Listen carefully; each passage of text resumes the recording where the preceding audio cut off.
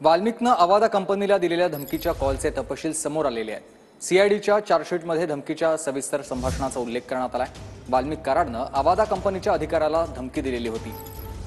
आहे त्या परिस्थितीमध्ये काम बंद करा अशी धमकी वाल्मिकनं दिलेली होती आणि अवादा कंपनीच्या अधिकाऱ्याला वाल्मिकनं केलेली शिवीगाळ देखील आता समोर आली आहे। कृष्णा सोनारवाडकर माझे सहकारी आपल्याला सविस्तर माहिती देतील। कृष्णा, आपण पाहतोय की संतोष देशमुख हत्या प्रकरणात जे काही खुलासे आरोपपत्रामधून आता समोर येत आहेत ते आपण पाहतो आहोत। कारण खंडणी आणि हत्या प्रकरण त्याचबरोबर अॅट्रॉसिटीच्या प्रकरणात एकत्रित सीआयडीनं 1400 पानांपेक्षा अधिकचं आरोपपत्र जे आहे ते बीडच्या कोर्टामध्ये दाखल केल्यानंतर त्या चार्जशीटमधून हे सगळे खुलासे समोर येत आहेत। आणि या सगळ्याची सुरुवात ज्या फोन कॉलपासून झाली तो फोन कॉल म्हणजे विष्णू चाटेच्या फोनवरून वाल्मिक कराड जेव्हा अवादा कंपनीचे जे अधिकारी सुनील शिंदे यांच्याशी संभाषण जे केलेलं होतं त्या दोघांमध्ये नेमकं काय संभाषण झालं, त्या संभाषणामध्ये वाल्मिक कराडनं वापरलेले शब्द काय होते आणि सुनील शिंदे त्याला कसा रिप्लाय करत होते ते अगदी डिटेलमध्ये सीआयडीनं आपल्या आरोपपत्रामध्ये मांडलेलं आहे।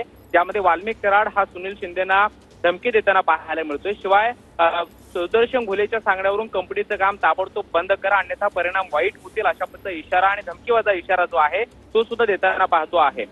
या वाल्मिक कराडनं जे शब्द वापरलेले आहेत ते संपूर्ण शब्द आणि संभाषणाची डिटेल्स हे सीआयडीनं आरोपपत्रामध्ये टाकलेले आहेत, आरोपपत्रामध्ये ऍड केलेले आहेत। त्याची ही सगळी माहिती जी आहे त्याचा समोर येताना पाहायला मिळते। नक्कीच धन्यवाद तुम्ही दिलेल्या सविस्तर माहितीसाठी।